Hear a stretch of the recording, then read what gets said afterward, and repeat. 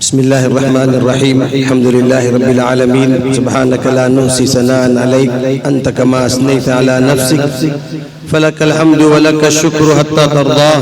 اللهم صل على سيدنا محمد وعلى آل سيدنا محمد كلما ذكره الذاكرون، وصل على سيدنا محمد وعلى آل سيدنا محمد كلما غفل عن ذكره الغافلون. أعوذ بالله من الشيطان الرجيم. بسم الله الرحمن الرحيم. إنا أعطيناك الكوثر فصل وربك نهر إن شانئك هو الأبتر. صدق الله العظيم. محترم صدر، ناظم اور ذمہ داران جامعہ سے بھی خوشی کا موقع ہے کہ آپ حضرات جیسا کہ دیکھ رہے ہیں آج ہمارے اس اسٹیج پر ہمارے جامعہ اسلامیہ اور اس کے جو شہر میں مختلف مکاتب ہیں ان تمام مکاتب سے تقریباً اس سال 52 حفاظ کرام تکمیل قرآن پاک تکمیل حفظ کی سعادت سے سرفراز ہو رہے ہیں. اللہ تعالیٰ ان سب کو مبارک کرے، ان کے سرپرستوں کو بھی مبارک کرے. حسن اتفاق جب 2012 میں جامعہ اسلامیہ کا 50 سالہ پروگرام منعقد، آج ہمارا جامعہ اسلامیہ کے قائم ہو کر تقریباً 62 سال 63 سال ہو رہے ہیں. سن 62 میں جامعہ قائم ہوا تھا اور اس کے پورے 10 سال بعد سن 1972 میں محی السنہ حضرت مولانا شاہ ابراللہ صاحب رحمۃ اللہ علیہ کی سرپرستی میں ان کے بھٹکل تشریف آوری کی موقع سے فائدہ اٹھا کر انہی کے ذریعے ہمارے جامعہ اسلامیہ کے شعبہ حفظ کا اجرا اور انعقاد عمل میں آیا تھا 1972 میں، اور اس وقت سے آج تقریباً 52 سال ہو کر کے 53 سال میں ہم لوگ داخل ہوئے ہیں. تو الحمدللہ آج کی اس نشست میں ہمارے اس 50 سالہ شعبہ حفظ کے گویا کہ یادگار کے طور پر 52 حفاظ آج ہمارے یہاں ہمارے جامعہ سے حافظ ہو رہے ہیں. یہ بھی اس نے اتفاق ہے، اللہ تعالیٰ کا نظام ہے. اس کے علاوہ اس وقت سے لے کر ماشاءاللہ سینکڑوں حفاظ یہاں سے فارغ ہو چکے ہیں، تکمیل حفظ ادا کر چکے، اپنی تکمیل حفظ کر چکے ہیں. لیکن آج خصوصیت کے ساتھ 52 حفاظ یہاں پر موجود ہیں. ہمیں خوشی ہے کہ اس اعتبار سے کہ جامعہ اسلامیہ کا شعبہ حفظ اپنا ایک معیار رکھتا ہے. تجوید کے اعتبار سے، اعلیٰ اور صحیح قرآن شریف کی تلاوت کرنے کے اعتبار سے، حضرت اردوئی رحمۃ اللہ علیہ کی ترتیب کے مطابق، ان کے اصول اور ضابطے کے مطابق ہمارے شعبہ حفظ کا پورا نظام ہے.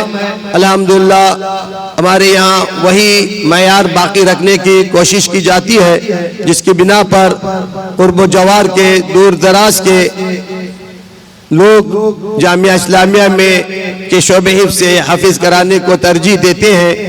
آج کی اس محفل میں تقریباً مینگلور سے لے کر سرسی تک کے کئی طلبہ الحمدللہ اس محفل میں شریک ہیں حفظ قرآن کی سعادت سے مالا مال ہونے. کچھ کوکن کے، حیدرآباد کے طلبہ بھی ہیں جو ان کے علاوہ ہیں. بہر کے اللہ تعالیٰ کا فضل اور احسان ہے، اور ہمارے اساتذہ، ہمارے ذمہ داران کی جو تگودو ہے، محنت ہے، کوششیں ہیں، اس کا یہ نتیجہ اور ثمرہ ہے.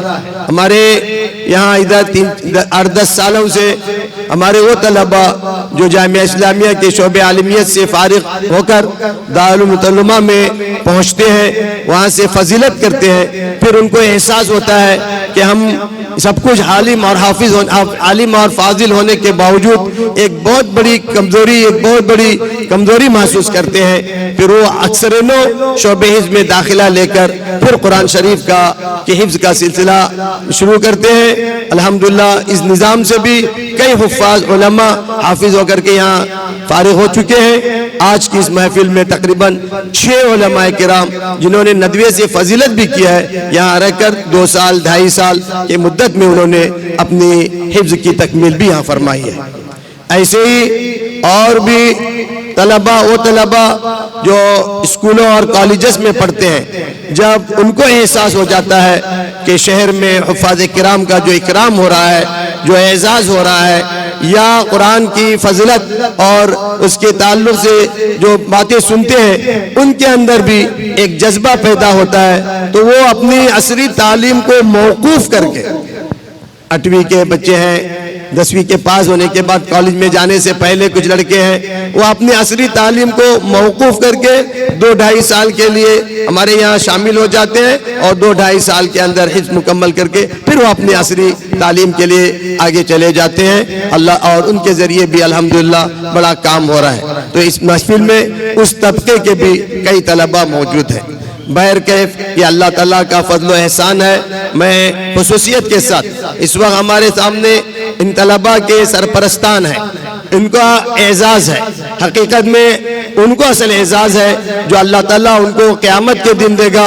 حدیث میں بارہا ہم بار بار سنتے ہیں، جو حفاظ ہوتے ہیں ان کے والدین کو کل قیامت کے دن ایسے تاج پہنائے جائیں گے کہ انبیاء اور شہداء رش کریں گے اور پوچھیں گے کون لوگ ہیں، تو بتایا جائے گا یہ حامل قرآن کے، حافظ قرآن کے وہ سرپرست ہیں، والدہ ہے، والد ہیں، ان کے متعلقین ہیں۔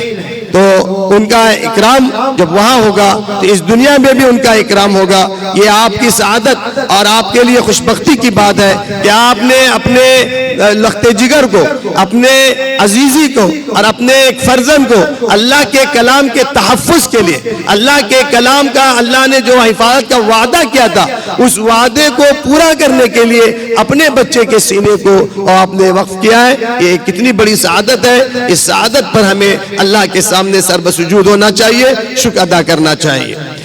قرآن شریف کے تعلق سے ابھی ہمارے ایک مولانا نے جو ہمارے سامنے بتایا کہ قرآن شریف کا پڑھنا، اس کا سمجھنا، اس کے معانی اور مطالب کو سمجھنا، اس کے تقاضوں پر عمل کرنا اور اس کی دعوت دینا، یہ چاروں قرآن کے گویا کے حقوق ہیں۔ عمومی طور پر ایک بات ہم سب کے سمجھ میں آنی چاہیے کہ اللہ کا کلام ہے، اللہ کے کلام میں ایک ایک لفظ کے پڑھنے پر ثواب ملتا ہے۔ اللہ کے رسول نے صاف فرمایا کہ الف لام میم، الف حرف، لام حرف، میم حرف، یہ ایک ایک پر 10 نیکیاں ہیں، اس پر 30 نیکیاں ملتی ہیں۔ عام طور پر ایک غلط فہمی پیدا کی جاتی ہے کہ قرآن شریف کو ایسے ان چھوٹے بچوں کو، ان کے سینوں کو، ان کو 3 سال لگا کر قرآن شریف کو یاد کرایا جاتا ہے، یہ معانی اور مطالب سمجھتے نہیں ہیں، میں طوطا مہینے کی طرح ان کو رٹوانے کا کیا فائدہ ہے۔ ایک احساس، ایک فکرہ عام کیا جا رہا ہے اور لوگوں کے اندر یہ ایک شوشہ چھوڑا جا رہا ہے۔ ان حضرات کو سمجھنا چاہیے، اس میں کوئی انکار نہیں، قرآن شریف صرف پڑھنے کے لیے نہیں ہے، قرآن شریف سمجھنے کے لیے اور عمل کرنے کے لیے، یہ اللہ کا پیغام ہے، یہی اس کا اصل حق ہے، اور اس کو سمجھنا اور اس کو عمل کرنا ضروری ہے، یہ ہماری ذمہ داری ہے، ہم میں سے ہر ایک کی ذمہ داری ہے۔ لیکن قرآن کا معاملہ دیگر کتابوں سے ہٹ کر ہے، اس لیے کہ اس کے صرف پڑھنے پر، معنی اور مطالب کے بغیر سمجھے ہوئے پڑھنے پر بھی ثواب ہے۔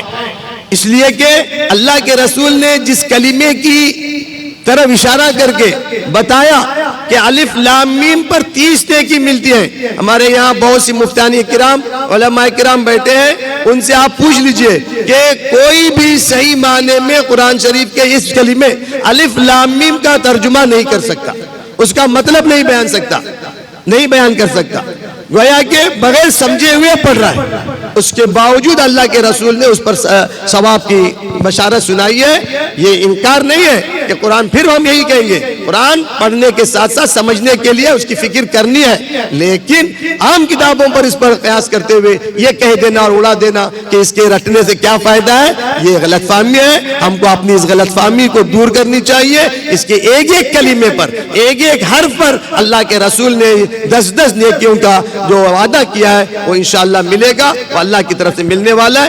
اس اعتبار سے یہ طلبہ پتہ نہیں کتنی مرتبہ یہ کلمات پڑھتے ہیں، ایک صفحہ یاد کرنے کے لیے کتنی مرتبہ ان کو پڑھنا پڑتا ہے، کتنی مرتبہ سنانا پڑتا ہے. یہ جتنا پڑھیں گے ان کے نام اعمال میں وہ ثواب لکھا جائے گا، ان کے سرپرستوں کے نام اعمال میں بھی وہ ثواب لکھا جائے گا. اس لیے ان کی فکروں اور ان کی توجہ سے ان کو یہ توفیق مل رہی ہے اور ان کو یہ اعزاز مل رہا ہے. اس لیے اس معاملے میں اللہ کے خزانے میں کوئی کمی نہیں ہے. ہم کوئی ٹھیکیدار نہیں ہے کہ اللہ کے ہاں تقسیم کر دے، اس کا حساب اتنا ملے گا، اتنا حساب ملے گا. اللہ کے خزانے بہت وسیع ہے. اللہ تعالیٰ دل کھول کے دے گا، اللہ تعالیٰ بہت وسعت کے ساتھ دے گا. اللہ کی شان کے ساتھ ہم کو اللہ سے رابطہ اور امید اور اللہ کی شان کے مطابق ہمیں اللہ تعالیٰ سے زن رکھنا چاہیے. اللہ تعالیٰ اپنی شان کے مطابق ہمیں عطا فرمائے گا. اس لیے اس کی طرف بھی ہمیں توجہ دینی چاہیے. ہاں، اس کے ساتھ ساتھ یہ بات ضروری ہے کہ ہم کو قرآن شریف کے سمجھنے کی طرف توجہ دینی چاہیے. ہم دنیا کی مختلف چیزیں پڑھ لیتے ہیں، جاننے کی کوشش کرتے ہیں، لیکن جو پیغام خالق کائنات سے کی طرف سے بندوں کے لیے آیا ہے ہمارے پاس اس کو سمجھنے کے لیے وقت نہیں ہوتا. آج کوئی بھی یہ عذر نہیں کر سکتا کہ مجھے قرآن سمجھنے کا موقع نہیں ملا. دنیا کی تمام زبانوں میں اس کے ترجمے ہیں، اس کے لیے وسائل ہیں اور اس کے لیے ذرائع اسباب ہیں. جس طریقے سے بھی انسان چاہتا ہے اب معلوم کر کے وہ سمجھ سکتا ہے. ہم اخبارات کے لیے گھنٹوں نکالتے ہیں، دوسرے آج کل واٹس ایپ میں ہمارا وقت ضائع ہو جاتا ہے، ہمیں اس کا احساس نہیں ہوتا. طے کریں روزانہ 10-15 منٹ صرف 2 آیت قرآن شریف کی سمجھنے کے لیے، اس کے مفہوم اور معانی کو سمجھنے کے لیے ہم نکالیں گے. دیکھیں گے 2 آیتوں سے انشاءاللہ ہم قرآن سے قریب تر ہوتے جائیں گے اور اس کے ذریعے قرآن کا پورا مفہوم، قرآن کا پورا پیغام ان کو ہم کو سمجھنا آسان ہو جائے گا. جب پیغام سمجھیں گے انشاءاللہ اللہ کی ذات سے امید ہے اس پر عمل کرنے کی بھی توفیق ہوگی. ساتھ ساتھ ہمیں اس کی بھی فکر کرنی ہے، قرآن پوری امت کے لیے، پوری انسانیت کے لیے. اس لیے ہم اس کے لیے اس پیغام کو اس حد تک پوری انسانوں تک اپنے اعمال کے ذریعے، اپنے اخلاق کے ذریعے، اپنے کلام کے ذریعے، اپنے اللہ تعالیٰ نے جو ہمیں وسائل دیے ہیں اپنے ان وسائل کے ذریعے اللہ کے کلام کو، اللہ کی اس پیغام کو اللہ کے دوسرے بندوں تک پہنچانے کا ہم تہیہ کریں، ہم عزم کریں. اللہ تعالیٰ خود سبیل پیدا کر دے گا. ہم ارادہ کریں گے اللہ تعالیٰ راہیں کھول دیتا ہے. اس لیے اس کی فکر بھی کرنی ہے. میں ہمارے ان طلباء کو مبارکباد دیتا ہوں. میں نے ان کے لیے قرآن شریف کی ایک چھوٹی سی مختصر سی سورہ پڑھی. اللہ تعالیٰ فرماتا ہے انا اعطیناک الکوثر، ہم آپ کو کوثر دے رہے ہیں. علماء نے کوثر کے مختلف معنی بتایا، لیکن کوثر کے ایک معنی یہ ہے خیر کثیر کے، بڑے اعزاز کے، بڑے اکرام کے، بڑے گویا کہ اللہ کی طرف سے بڑے انعامات کے. اللہ کے رسول کو اور اللہ کے رسول کے توسط سے امت کو، اور میں کہتا ہوں اس وقت خصوصیت کے ساتھ ہمارے ان حفاظ کو مخاطب کر کے اللہ تعالیٰ کہتا ہے ہم نے تم کو بہت بڑے اعزاز سے، بہت بڑے اکرام سے، بہت بڑے انعام سے نوازا ہے. ہم کو اس کی قدر کرنی ہے. انا اعطیناک الکوثر فصلی لربک وانحر. اس کا حق یہ ہے جب بہت بڑا انعام ہوتا ہے تو اس کی حفاظت بھی اسی انداز سے ہونی چاہیے. اللہ نے انعامات کے تعلق سے فرمایا فصلی لربک. سب سے پہلے یہ ہے اپنے پروردگار کے لیے نماز پڑھیں. نماز ایک عنوان ہے اپنے آپ کو اللہ کے احکامات کے تابع کرنے کا.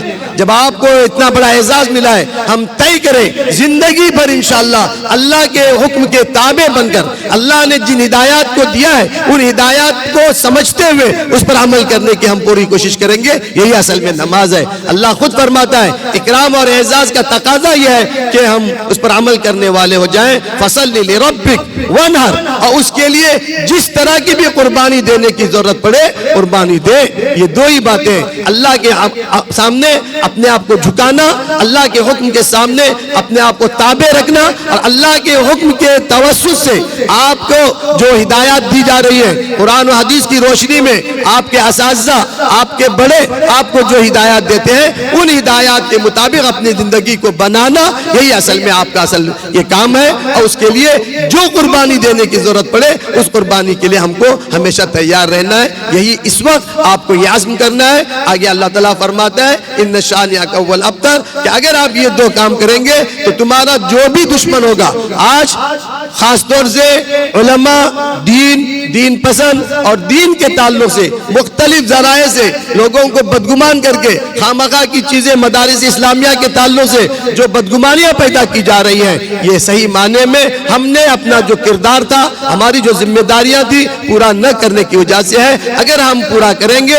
اللہ تعالیٰ کہتا ہے تمہارا دشمن تباہ ہو جائے گا، ناقص ہو جائے گا، ناتمام ہو جائے گا، اس کے تمام منصوبے بیکار ہو جائیں گے۔ یہی اصل بات ہے، ہمیں اس کو سمجھنا چاہیے۔ میں پھر ایک مرتبہ ان تمام سرپرستوں کو مبارکباد دیتا ہوں۔ آج کی اس محفل سے ہم کو اپنے آپ کو قرآن سے جوڑنے کی حد المقدور جس اعتبار سے، جس حیثیت سے ہو سکتے ہیں، کوشش کرنی چاہیے۔ ساتھ ساتھ ہم جو سرپرست ہیں ان سے ہم یہ بھی عرض کریں گے کہ اب ان طلباء نے حفظ کر لیا ہے، ان کے حفظ کو باقی رکھنے کے لیے پھر آپ کو کوشش کرنی ہے۔ حافظ ہو جانا کافی نہیں ہے، اس کا باقی رکھنا ضروری ہے۔ اس میں بھی آپ کا تعاون چاہیے۔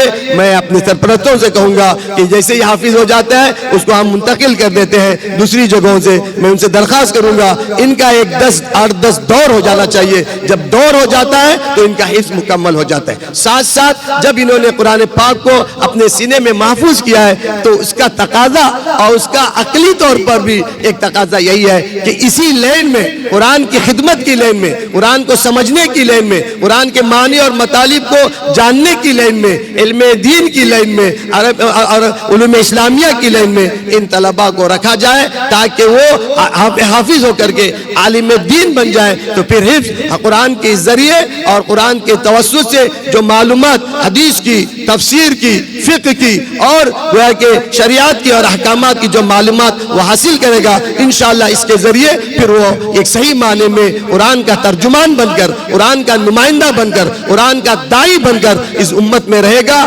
لوگوں میں جائے گا، اللہ کے پیغام کو اللہ کے بندوں تک پہنچانا اس کے لیے آسان ہو جائے گا۔ ہمارے مدارس اسلامیہ کا یہی مقصد ہے اور یہی اس کا اصل مشن ہے۔ ہم کو ان سب کو آگے بڑھانا ہے۔ ہمیں اس موقع پر اپنے ان بانیان کو یاد رکھنا چاہیے جنہوں نے یہ گویا کہ ادارہ قائم کر کے ہم کو اور ہمارے آس پاس کے تمام گویا کہ لوگوں کے لیے ایک مرکز بنایا کہ ہم آسانی کے ساتھ گویا کہ یہاں سے فائدہ اٹھا سکے۔ اللہ تعالیٰ ہمارے جملہ مرحومین، جملہ جتنے بانیان ہیں ان مرحومین کے اللہ تعالیٰ بال بال مغفرت فرمائے، ان کے درجات بلند فرمائے، ان کی قبروں کو ٹھنڈا فرمائے، اور جو کام کر رہے ہیں، جو محنت کر رہے ہیں، ہمارے اساتذہ کرام جو اس کے پیچھے محنتیں کر رہے ہیں، ہمارے ذمہ داران جو اس کے اراکین اور جو ذمہ داران ہیں جو اس کی ضروریات کو پورا کرنے کے لیے فکریں کر رہے ہیں، یہ الحمدللہ اللہ تعالیٰ ان کی محنتوں کو برابر بنائے، ثمراور۔ ہمیں خوشی ہے کہ ہمارے شہر کے آس پاس کے لوگ ادارے سے جڑے ہوئے ہیں، اپنے وسائل کے ذریعے، اپنی دعاؤں کے ذریعے،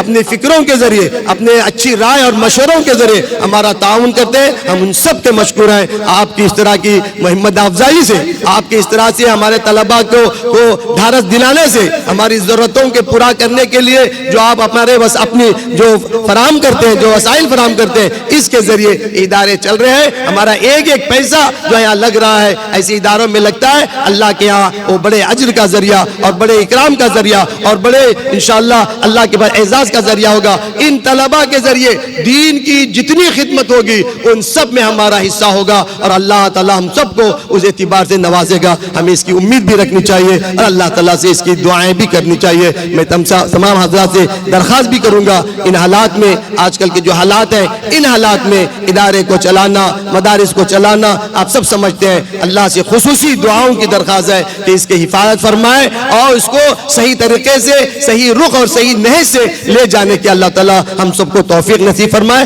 اس کی بھی آپ دعا فرمائیں۔ میں آپ کو پھر ایک مرتبہ آپ کا شکریہ ادا کرتا ہوں۔ دور دراز سے بھی ہماری دعوت پر لوگ آئے ہیں، میں ان سب کا شکریہ ادا کرتا ہوں اور امید کرتا ہوں کہ انشاءاللہ جیسے ہمیشہ آپ کا تعاون رہا ہے، آپ کی فکریں رہی ہے، ہمیشہ انشاءاللہ آپ کا تعاون ہمارے ادارے اور ہمارے ان بچوں کے ساتھ رہے گا۔ اللہ تعالیٰ ہم سب کو قبول فرمائے اور صحیح معنوں میں ہم کو دین کی، قرآن کی خدمت کرنے کی توفیق نصیب فرمائے۔ وآخر دعوانا الحمدللہ رب العالمین۔